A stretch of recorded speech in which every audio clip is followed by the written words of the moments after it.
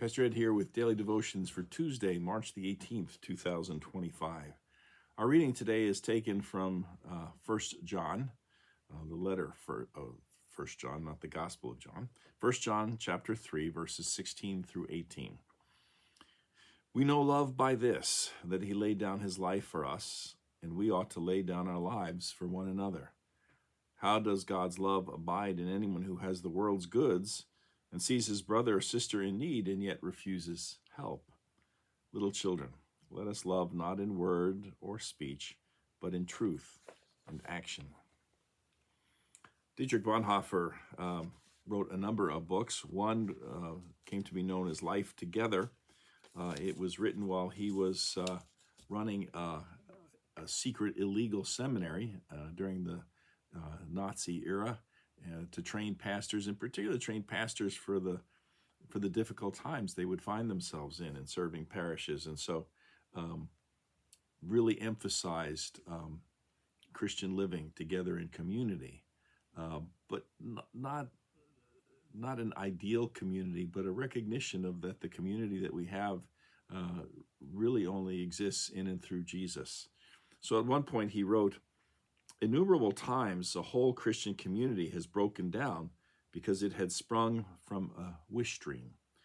The serious Christian set down for the first time in a Christian community is likely to bring with him a very definite idea of what Christian life together should be and to try to realize it.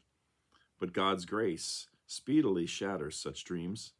Just as surely as God desires to lead us to a knowledge of genuine Christian fellowship, so surely must we be overwhelmed by a great disillusionment with others, with Christians in general, and if we're fortunate, with ourselves.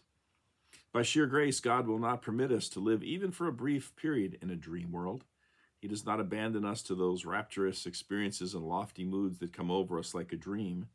God is not a God of the emotions, but a God of truth. Only that fellowship which faces such disillusionment, with all its unhappy and ugly aspects, begins to be what it should be in God's sight, begins to grasp in faith the promise that is given to it. The sooner this shock of disillusionment comes to an individual and to a community, the better for both. A community which cannot bear and cannot survive such a crisis, which insists upon keeping its illusion when it should be shattered, permanently loses in that moment the promise of Christian community. Sooner or later, it will collapse. And then so every human, he says, every human wish dream that is injected into the Christian community is a hindrance to genuine community and must be banished if genuine community is to survive. And here's the key sentence. He who loves his dream of a community more than Christian community itself becomes a destroyer of the latter, even though his personal intentions may be ever so honest and earnest and sacrificial. So we have our dream, our ideal of what something should be in terms of Christian community, but not 9 times out of 10, 10 times out of 10, it's not what true Christian community is all about. Charles Ringma, in his devotion, wrote, "There's nothing wrong with having ideals. In fact, we can hope for much, but hopes and ideals are not always realized. In holding to our ideals, we need to be careful that we don't hold them in such a way that they take priority over people, and that our vision, splendid, draws us away from facing life realistically. Moreover, our ideals should never be realized at any cost." A couple of thoughts. I've often said this. I was telling somebody recently, I think a good preparation for me to be a pastor was that I come from a very large extended family. My mom was one of 12 children. She was number 11. My dad was one of 9 children. He was number 8. So when I was growing up, between all my aunts and uncles and first cousins, it was dozens and dozens and dozens of people. And when you have that many people together, even though we are related by blood on either side of my family, we're not always going to get along. And so as a young pastor, that was really helpful to have had that experience growing up, because you have a congregation of people. We are united by our baptism, but we're not always going to get along. We're not always going to agree with everyone and with everything.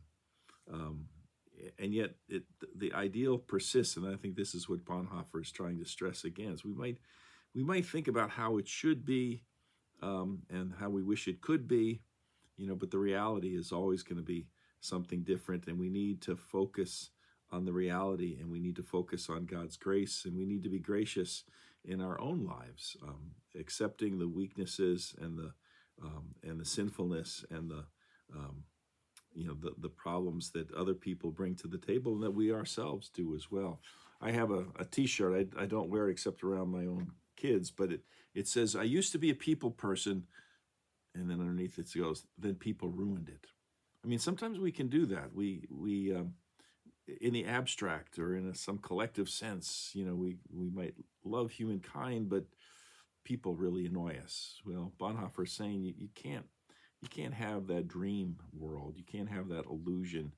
You have to have Christian community, and relate to each other as Christians, as our reading suggested as well, that fully accepts the reality of who we are and who people are. Charles Ringma closes with a prayer I'd like to use in closing as well. He writes, "Lord, grant that I may love people in specific ways and not simply humanity in general."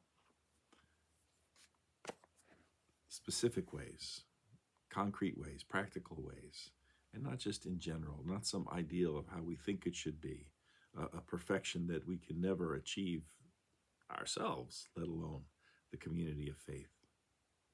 Well, on that thought, we're going to close today's devotions. I'll be back with you again tomorrow. Hope you have a great day. Hope your week has gotten off to a good start, and we'll talk to you then. Until then, take care. Bye.